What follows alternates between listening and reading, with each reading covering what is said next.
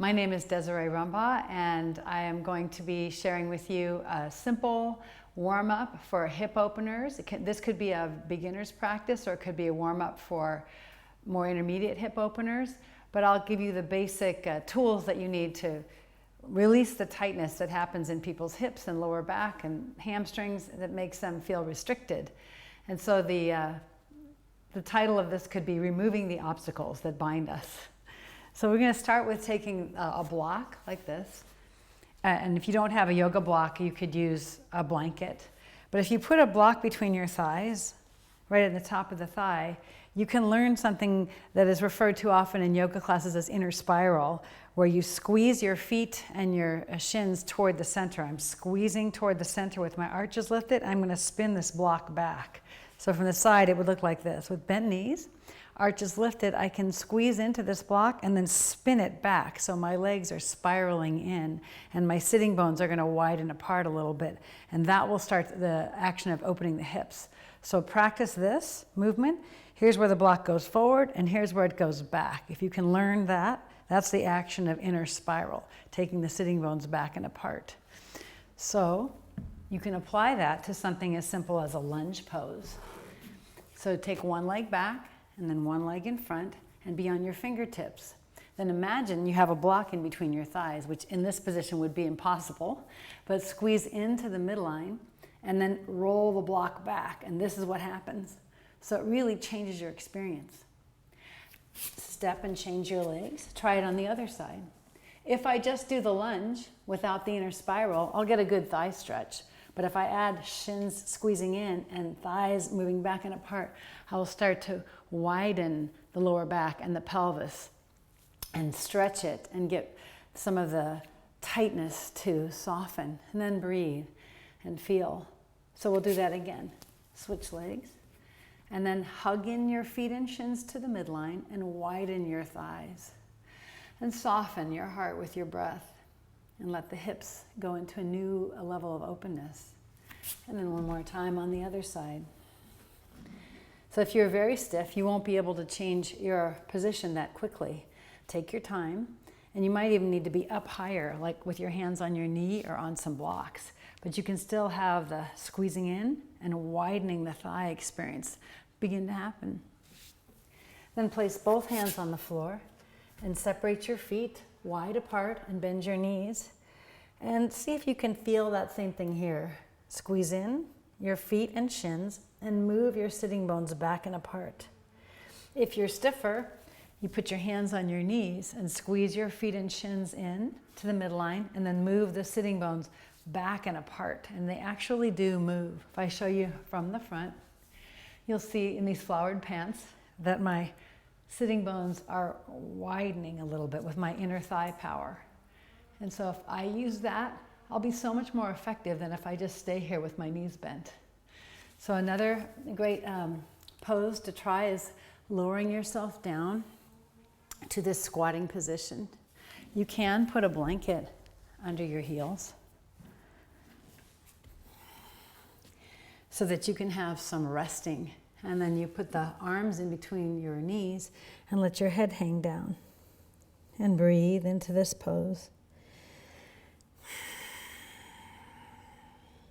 If for some reason you can't do this because of your knees, you could even stay right here and try to open the knees. Now let's do a variation where we take the feet apart and the feet turn slightly outward and we press with our hands and open the thighs up this way. And you can do a little twisting. One shoulder will come forward and one will go back. And then to the other direction. And breathe. And so these are very simple but effective hip openers that anybody can do. If you're going to go for a run or if you're lifting weights, you can use these ideas. Here's a more complicated one. You can lower one leg down, bending down into like the squat pose. See the heel? I've let it come up off the floor. And I'm slowly starting to straighten and turn this leg out. The toes are flexed back and I'm trying to keep that leg straight. And I'll pick myself up Now, if you're stiff, it will look something more like this. This is as far as you'll get. The knee will turn in. This is what happens with stiff hips. So take your time, because I've seen people be able to get into these positions if they're just patient. And breathe. Take it down as far as you can, and then go slowly to the other side. Just a little bit of moving. And then back to the other side.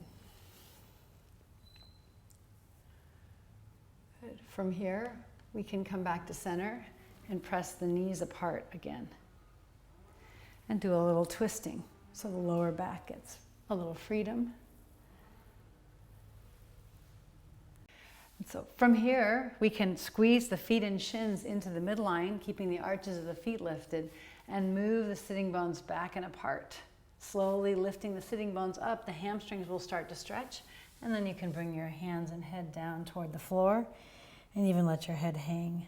Slowly straighten your legs as much as they will straighten. Everybody's different. And then you can come up and step your feet together and have a seat. Now, I recommend just sitting on a blanket, no matter how flexible you are, because this next pose, you'll be so much more free in your lower back if you have a lift under your seat. In our modern day world, almost all of us know how to sit with a collapsed lower back. When you sit up on a blanket, you'll actually be able to move into your lower back, into the lumbar curve, and it will make you feel so much more flexible than sitting rounded in that slump position. Taking your right leg over your left leg, you can hook your left elbow on the outside of your right knee and push in a little bit. And now you might need a block because you're up so high. It's hard for you to push into the floor, so you can push your hand down into a block, lift the right sitting bone and move it over to the right, and then put it back down again. So I'm actively widening the quadratus muscles. And then I can push with the elbow and turn. So most people will feel a very nice hip stretch. And now we'll do the other side. If it is impossible for you to bend your legs like this, you can keep this leg straight. It's still going to do the same action. I'll move my block. So I'll hook the left elbow on the outside of the right knee, lift the left sitting bone up, and push it over with my feet and legs and arms. You have to use your feet and legs to help push the sitting bone over, as well as the arms. So 50% with the legs, 50% with the arms of your effort, and then when you get the sitting bone grounded, then you can turn and place the block where it helps you get a nice twist in your back, and breathe. You can turn your head, your shoulders. Good twist. And then come back to center. So you can repeat that pose, or you could move on to another one that is very simple but powerful, and that is to kneel and take the right leg, in this case, is in front of the left leg. My feet are actively flexed, and I'm sitting, I'm lowering my hips down. Stiffer people will want to put a block under their hips so that they can rest on the block and then bow forward. If you're a little bit more flexible, you'll be able to take your hips lower, but don't worry about getting them to the floor. We're just looking for this stretch in this tight gluteus muscle. Come out, change legs. Once again, I'm going slowly and lowering my hips, taking the sitting bones back and apart and loosening up the tightness. And you'll feel it hopefully in the hips. If you're feeling it in the groins, don't do the forward bend. Just maybe stay with the block and sit and let this stretches plenty by itself. Or with no height, let your hips come down. Some more easy hip openers that are a great warm-up is to lie down on your back, bend your left knee, and place your right leg over your left with the foot flexed.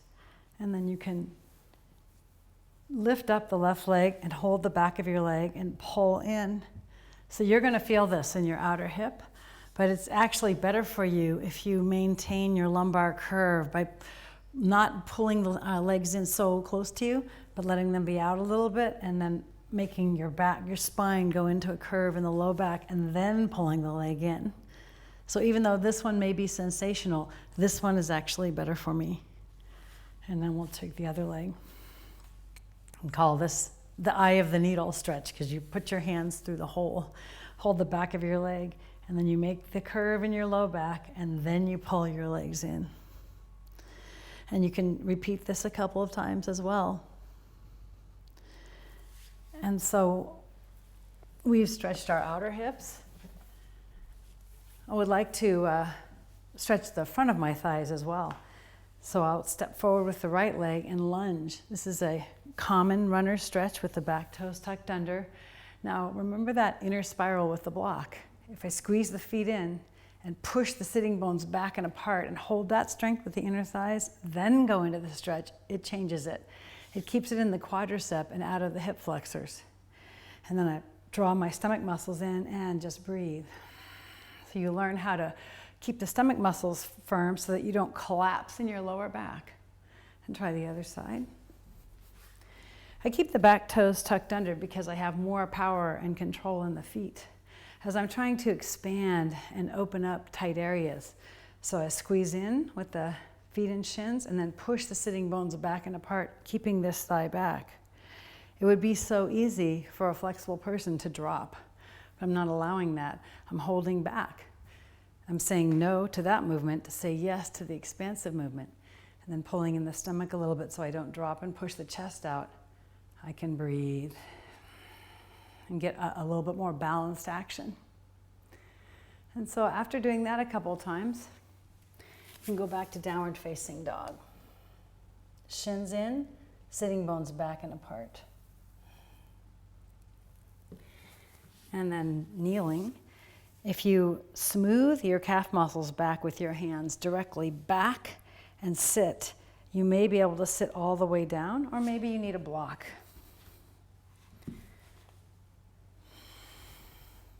So if this has no sensation of stretch, you can use a blanket, because then you can vary the amount of lift. So you don't feel any pain in your joints, but you do feel a little bit more ease. And this is great for the quadriceps, but like I said, any joint pain, like any knee pain, you can just put a little height. And breathe. Pressing down on your thighs, pressing them down is very calming for the whole body. So hip openers are calming poses. They really do bring you into a different mood, a different state of mind.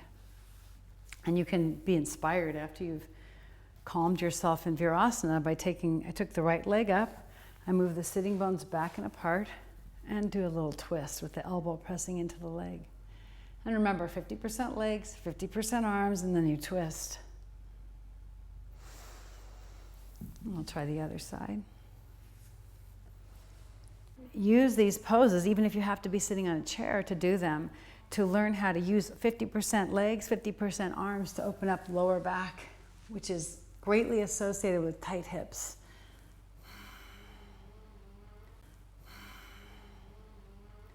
Finally, a stretch that everyone will feel for sure is a variation of pigeon, where you take your, in this case, right leg and put it over your left knee, and you'll see that my foot is flexed, so you learn how to stretch your toes. That's very important to protect your knee.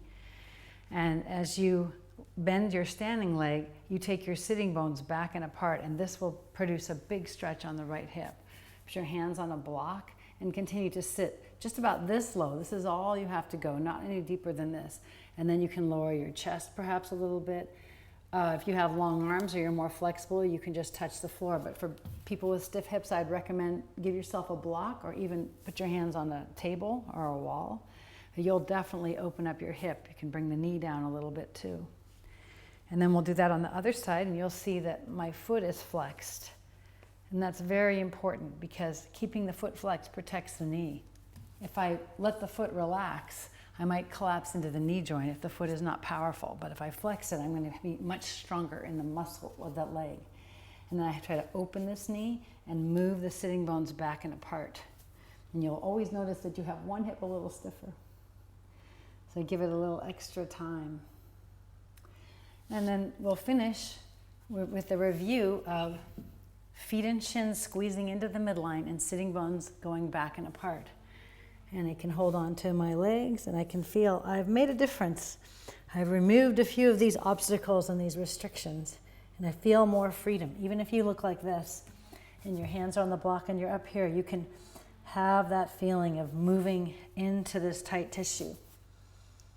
And you can move along into your exercise program or the rest of your day with just a bit more freedom. Namaste.